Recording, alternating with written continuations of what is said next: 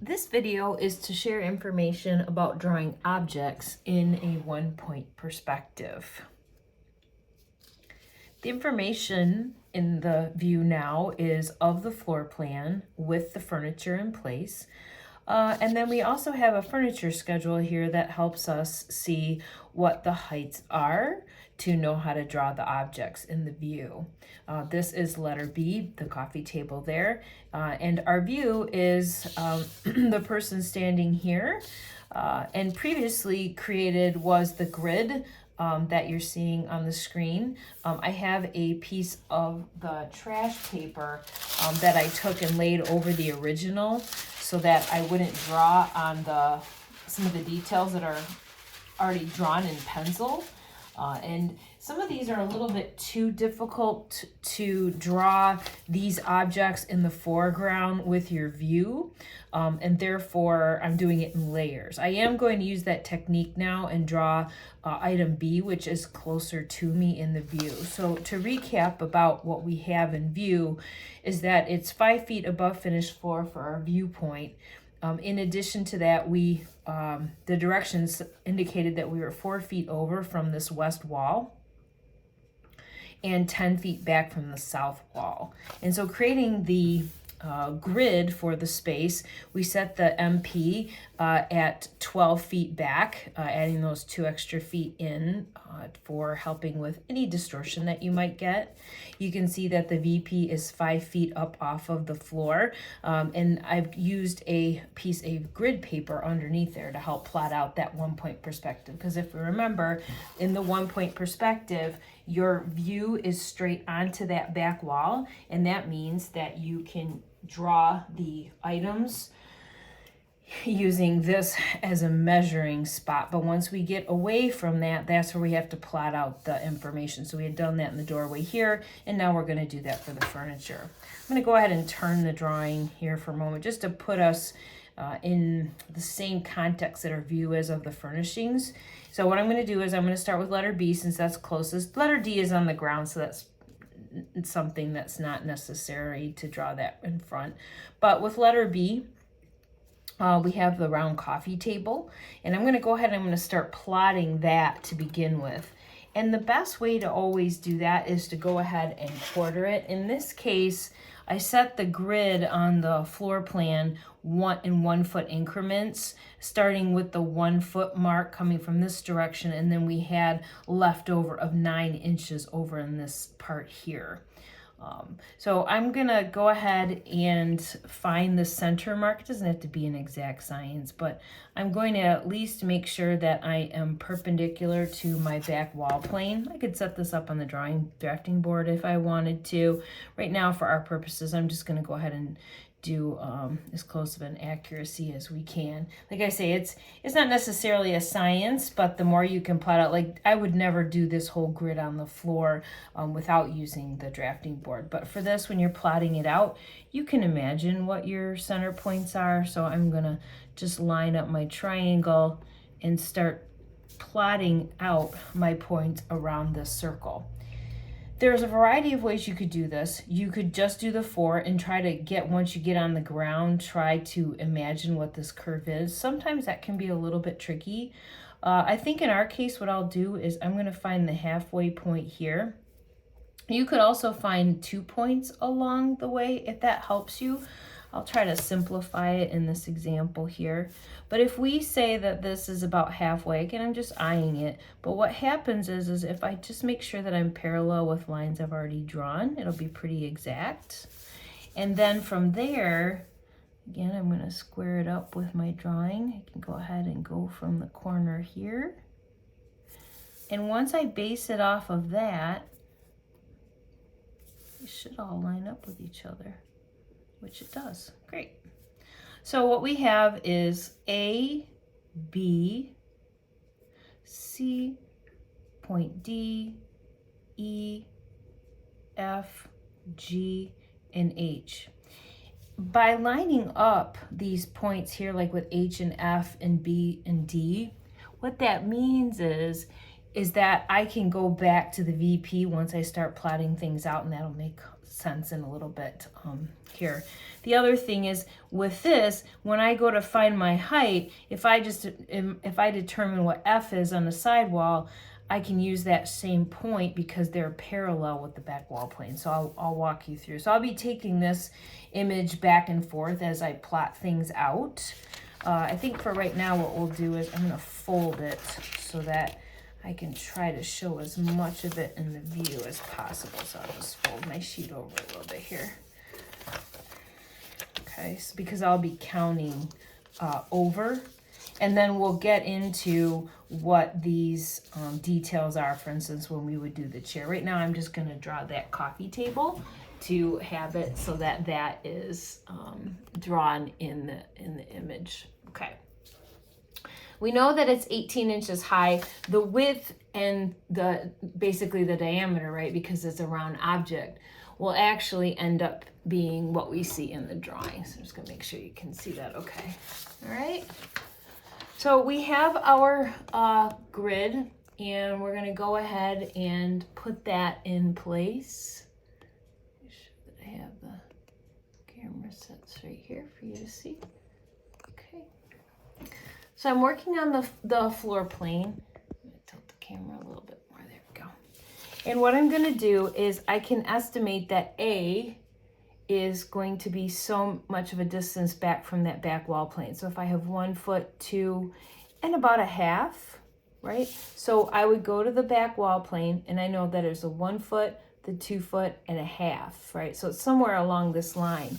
But what I have to determine is how far over. I need 2 coordinates to figure out, to plot where A is. So far, I figured out that it's 2.5. Now, I can count the boxes that I've already established in the grid. What I can also do is I could measure it at this point, but it can get a little bit cumbersome with measuring and moving. So I'm just going to estimate it about the 2.5 foot mark. Plus, I don't want to keep measuring to give you the idea that you can't measure on this. This is a grid that you've set up. See how all the boxes are getting small. All we can do is count here. But the purpose of the grid that you've drawn in your floor plan is to help you. So it's a little bit easier to count and so forth, okay? So here I'm gonna come over from this wall over here. So I'm gonna say 1, 2, 3, 4, 5, 6 feet, right? So 1, 2, 3, 4, 5, 6, and about a half. So we've got 1, 2, 3, 4, 5, 6, and a half. So what we know that this is going to be point A. We came 2.5 feet from the back, and then we came over 6.5 from this side. Now, because we lined up A and E, that means that I can take my VP and line it up with letter A and bring it out here. And we know E, because it's perpendicular to that back wall plane, will be somewhere along this line. So to get that started, why don't we go ahead and see how much farther we have to go. If we planned that was about 6 inches, it looks like we can go 2 feet more. So 2 feet, 6 inches coming forward. If this is 6, you've got 1, 2. Okay. So this is 2.5 feet forward, and we have letter E. And again, we're just sharing that information because this makes a 90-degree angle here. And that's why if it's perpendicular to the back wall plane, a line can just be drawn with it going back to the VP. The next thing we'll do is let's go ahead and plot letter C, because we can. That means we can share it with G since they're parallel to the back wall. Let's figure out where C is at. If we say that it's 1, 2, 3 feet, about 9 inches for letter C. So 1, 2, 3 foot, and I find half and then 9. A lot of times I just have to find half and then break it in half again to get that 9 inches. So I know that that's 3'9" coming over, but I have to see how far this direction. So it's 1, 2, 3, 4, 5, and if this is half, we'll do 5'3". So this is 1, 2, 3, 4, 5, and then that would be half, and this would be 3 inches. So that is our spot right there. That should be letter C, and let's confirm that. So we had 1, 2, 3 feet, about 9 inches. 1, 2, 3 feet, 9 inches, right? So we didn't quite make it to that. 1, 2, 3, 4, 5, and 3 inches. 1, 2, 3, 4, 5, and 3 inches. So when we put those coordinates together, here's our 3 foot 5 inches, or excuse me, 3 foot 9 by 1, 2, 3, 4, 5, 3. This is point C. Okay, so again, the 3 foot 9 coming from the back, 1, 2, 3, 4, 5 foot 3 inches, because I think I said the wrong size on the other comment.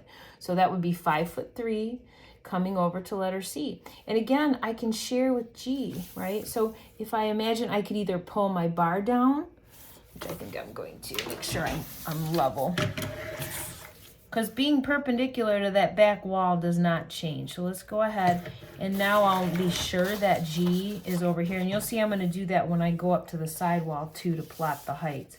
This is letter G. It's 1, 2, 3. Oh, well, we already knew what 3, 9. Yeah, I don't have to count that. Oh, I need to count this side. Well, let's do it this way. If I know that that's 9 inches here, I can just count over from there. So there's the 9, which would take me to here. Once I get to that point, then I could say 1, 2, 3, and 4. Okay. 1, 2, 3, and 4 is the distance over. I just have to make sure that I coordinate the two. I was just bringing it out there. So this is letter G, because I figured out from 9 inches, then I went over 4 feet. There's 1, 2, 3, and 4, because it fell right on that. And it shared with letter C. I'm standing over a little bit closer to this side here. That's why they're not going to be identical for height. It's going to be, I'm going to see, you can see how the circle's getting wider over on this side because it's farther away from me. So here's what then can happen is you could try to estimate what that curve is if you wanted to kind of see if you could get it to work. Or when you're first getting started, these are where these extra plotted points can be helpful. So let's see if we say we've got 1, 2 foot, let's see if that's 6. This is about 2 foot 9 again. So if you come out 1, 2 foot, and then 9, this will kind of help us because we're going to see where it is. Let's see, 2 foot 9 this way. I've already kind of plotted that circle, so I started to see, but let's use the method. So we've got the 2 foot 9, and then over here we've got 1, 2, 3, 4, 5 and a half coming over. So 1, 2, 3, 4, 5, and the half. So actually it'd be back over here. See, so that was even good for me. I would have plotted it wrong. All right. So again, we've got 1, 2, 2.5, 2 foot 9 inches coming forward. 1, 2. Then I found half, went in between those at 2 foot 9. And then to determine how far over helps me get my second distance to be able to plot it out. So 1, 2, 3, 4, 5 foot, about 6 inches. So we have 1, 2, 3, 4, 5. And that's the 6th half in there. So what will happen, I'll just erase a little bit of that long part out so you can see it a bit better.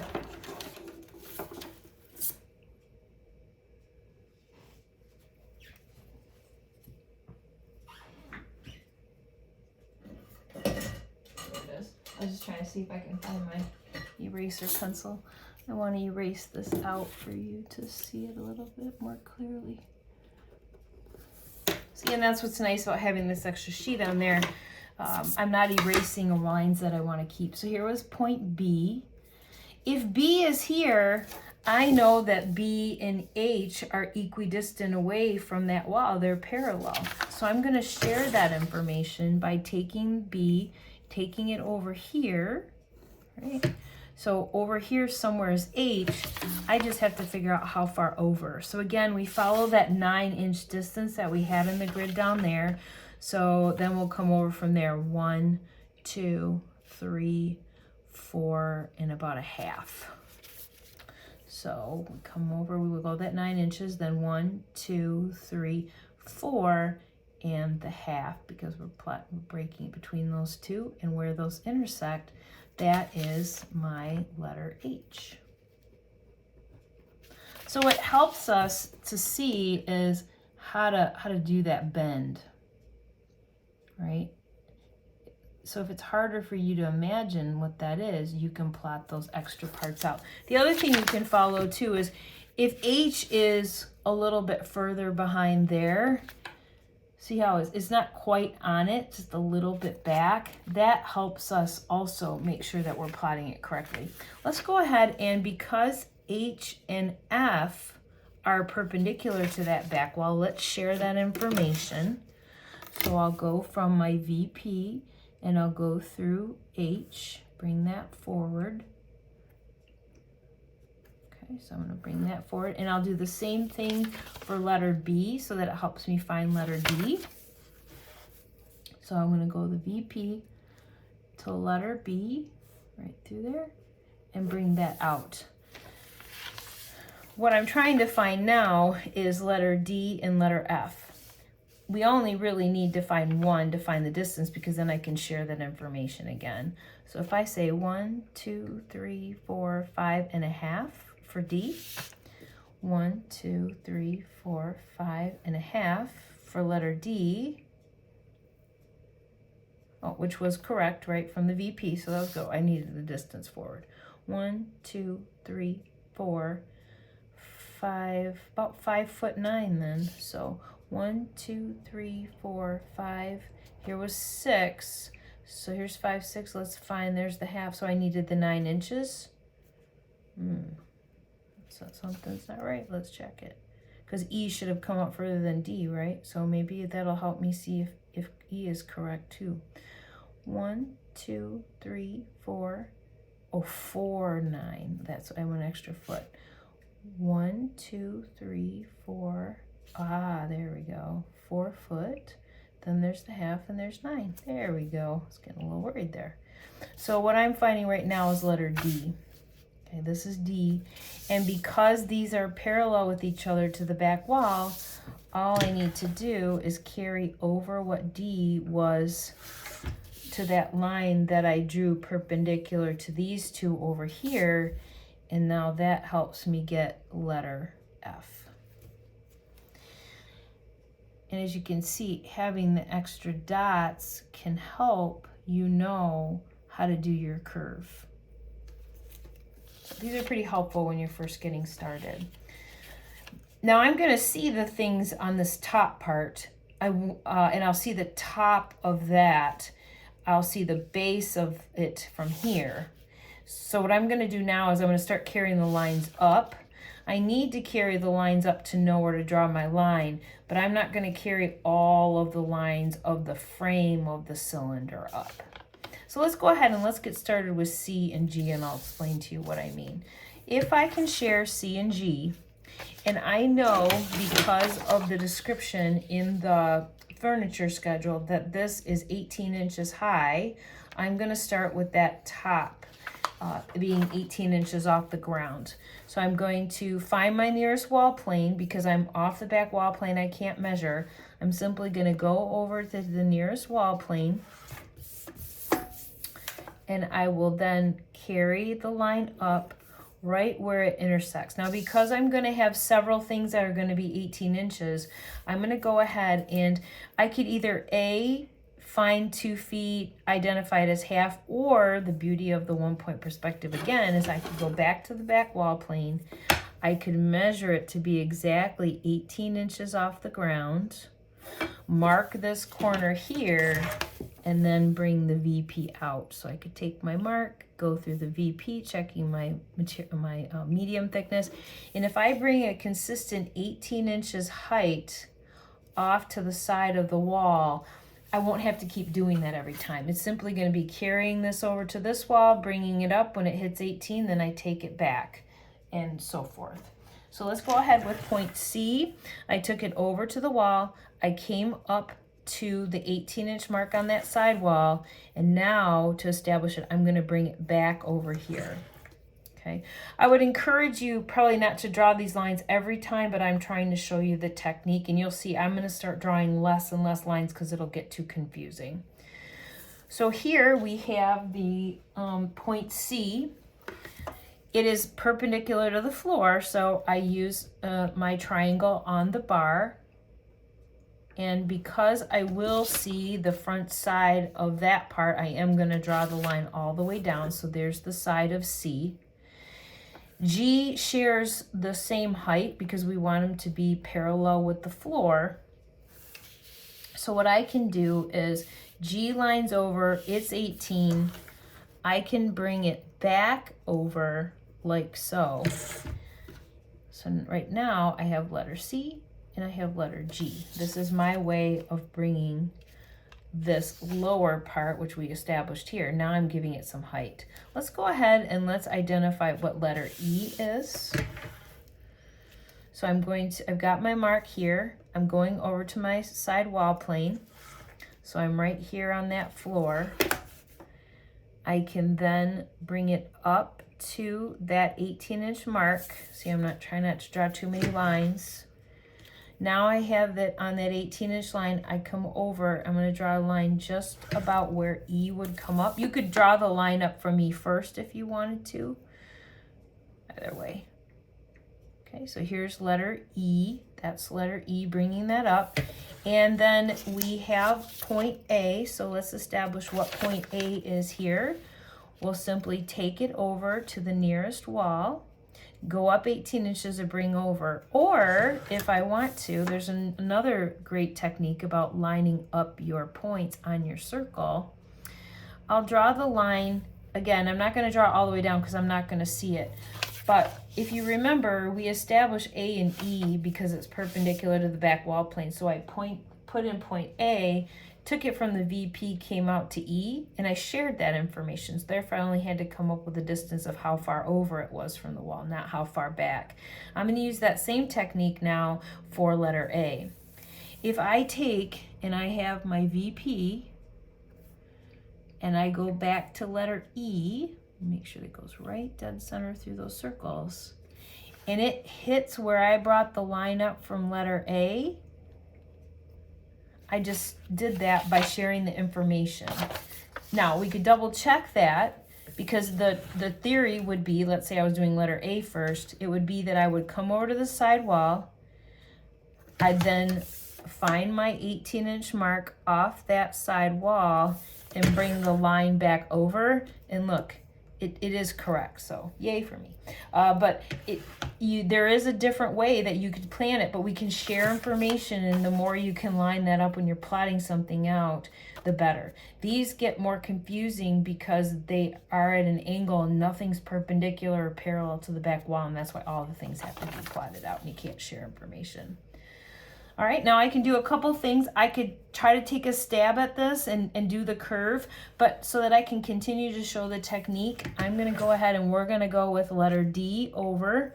Now this time, why don't we go ahead and I'm gonna carry the lines up, and I'll also bring it up from letter F. So this was D going up, and then F going up because we're gonna share the information. So we've got D, and I just drew them where I'm guessing it's going to be about that height because it was about in between those two. So D went over to the nearest side wall. I then mark it at the 18. Then I come over from that point and find letter D and find letter F. So this is point F, and this is point D. Then I could do letter B and letter H also. And remember, we can share the information. I'm not going to see the back side at all for sure, so I'm just going to draw it up towards the top. Guessing somewhere that it's in between one of these two. All right, so then I'm going to go over with B. I'll come over to the side wall. I'm going to take that up to that mark and hit it for both because they shared that information, and now I've just established what E is and I've established what B is as well. Let's go ahead and do that in a little bit, well, how about let's do it, I'll do it in pencil first. I was gonna say, well, we'll do it in red so you can see it easily in the video. But now I'm just going to simply connect my lines by connecting the dots, so to speak. So I've got a curved line that goes from B to C to D to E to, let's see, oh, F is down here further. Yeah, see, this is sometimes the curve you can't tell. That's good. It helps us be very accurate. Okay, so then we've got that. All right, and then we'll come in.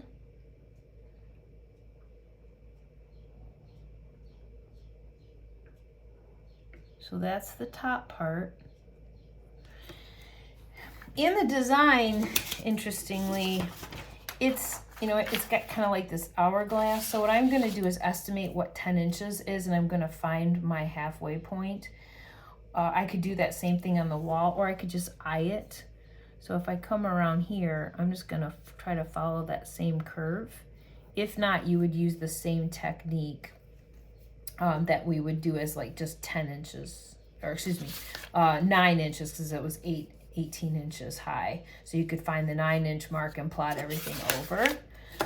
But just for simplicity for our time especially, I'm going to go ahead and take that in. And I'm just following how it goes. Following that original line, and then kind of just splitting the difference between those two. All right, so that's your circular object plotted out with all of your letters. The next thing you could do if you wanted to, because this is impermanent, is we could go ahead and plot the items behind it. You would just have to decide, sometimes if this blocks a lot of the item, it might be a little bit harder to see. What I think I'm gonna do is I am gonna go ahead and I'm gonna erase the letters since I've done it in my permanent ink. And let's go ahead and let's start plotting out those chairs. I'm gonna stop the video for now and start again once we get the chairs going. But for now, this at least will show you drawing an object that is a circle on a 1-point perspective.